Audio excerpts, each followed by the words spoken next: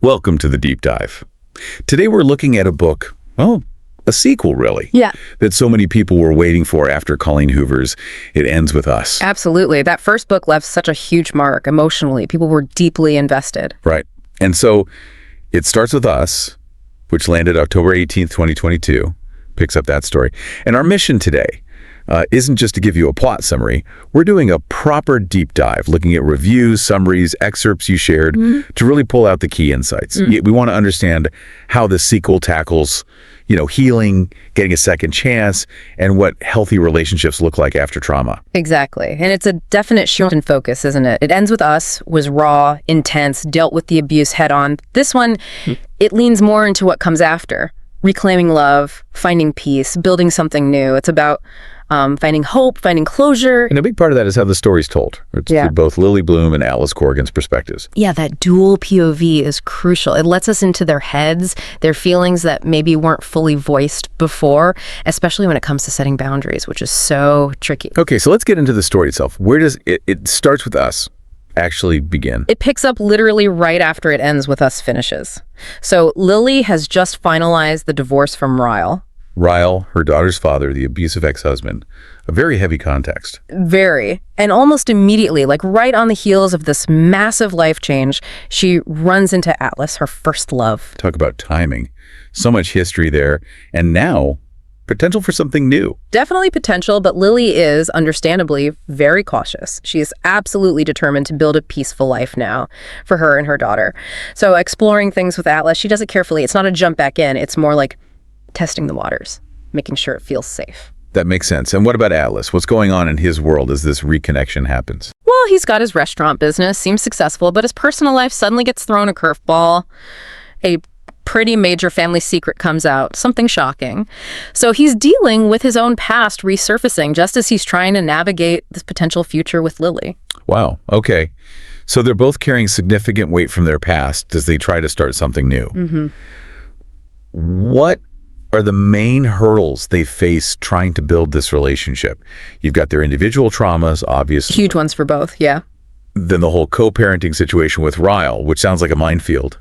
Oh, absolutely. It's incredibly complex. And just the weight of their shared history, the good and the bad, it's a lot. It really is. And I think this is where Colleen Hoover's writing style really connects with readers. It's still very engaging, very emotional, character-driven, for sure. And that dual perspective we mentioned, it works so well here. You get Lily's kind of guarded optimism, and then you see Atlas's patience, his devotion. She balances the sweet moments, the tenderness, with these really tough real-world problems. And the short chapters, the pacing, it makes it feel very readable, even with the heavy themes. Yeah, that accessibility is key, I think, when you're dealing with these kinds of emotional topics. It lets people engage without getting overwhelmed. You mentioned this shifts from surviving trauma to living after it. How does the book really show that difference in healing? Well, it's less about the dramatic escape, which was central to the first book, and more about the quiet, everyday work of rebuilding. Healing here isn't just about leaving the bad situation. It's shown as an active choice, day by day. Like Lily choosing not to hide seeing Atlas from Ryle, even though it scares her. That's agency. Okay, so it's in those smaller, deliberate actions. Exactly. Finding strength in the ordinary decisions, not just the big dramatic ones. And after the toxicity with Ryle, readers are probably desperate to see what healthy actually looks like. How do Lily and Atlas model that? What does it look like in their interactions? The contrast is really stark, isn't it? With Ryle, it was manipulation, control, crossing lines. With Atlas, the book shows him actively demonstrating respect for her boundaries. Like, he waits for her lead on physical intimacy. He doesn't push. It's that consistent patience and respect that builds the foundation of trust, something totally missing before.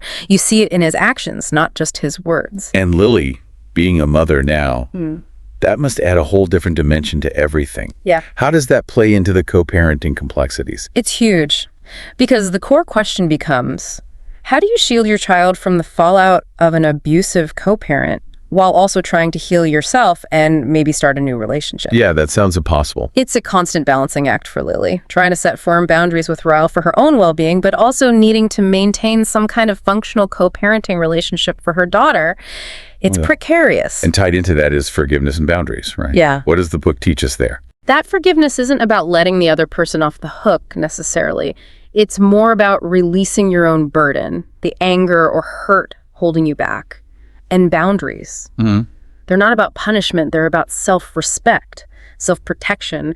What's insightful is showing it's an ongoing thing, not a one-and-done conversation, especially with someone like Ryle who keeps testing them. Okay, so let's talk about what really landed well with readers.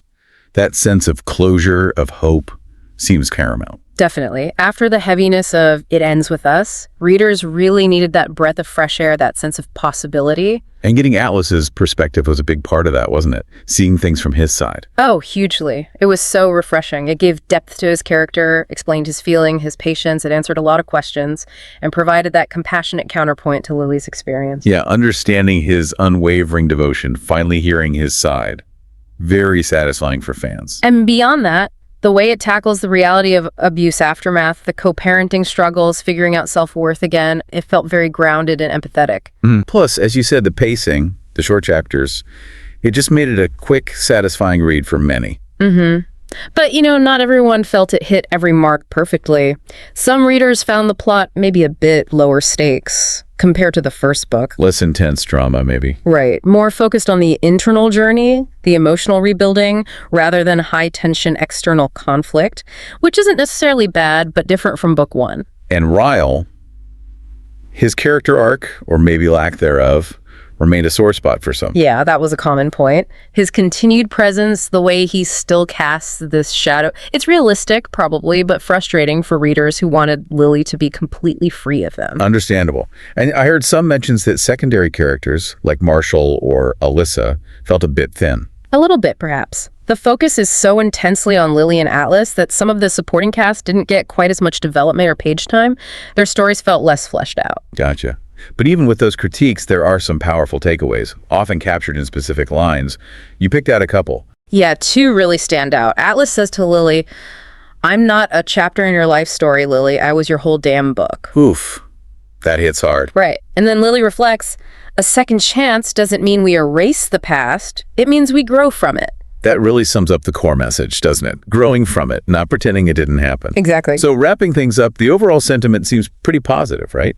A 4.3 out of 5 rating is strong. It really is. It points to a book that delivers on being hopeful, healing, definitely heartwarming for those invested in the characters. It might not have that same raw, gut punch intensity of the first book. But maybe it offers something equally, if not more, important in the end. Yeah. A sense of peace, clarity.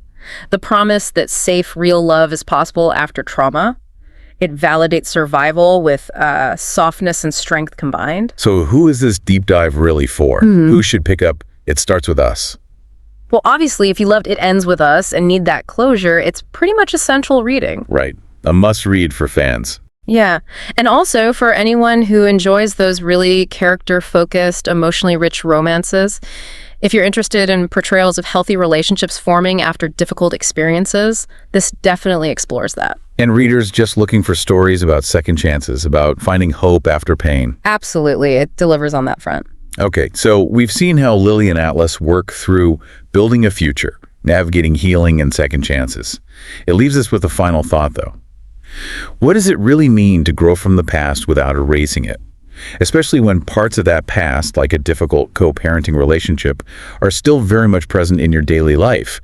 What kind of true peace can you find when history is still knocking at your door?